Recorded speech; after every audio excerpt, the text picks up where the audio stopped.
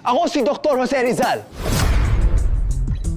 Ang pambansang bayani nyo, kaya makinig kayo. Kahit anumang problema mangyari, madadaan natin sa matalinong usapan to. Ako! Si Andres Bonifacio. Ang nagtatag ng Katipunan. Gera! Gera ang kasagutan! Gera. Akala magaling siya. Baril ang gamit ng kalaban mo, ikaw itak. Ano ka, ninja? Para kang pakwan. Bakit? Kasi puro ka buto! Matapang na bulinggit. Puro ka fight. Kaya nga ikaw ang una sa digmaan eh. Kasi nga, find your high. Habang kami nag-aantay, lumalaban at binumura ng emosyon, yung Dr. Jose Rizal nyo, nandun na Espanya, nagbabakasyon!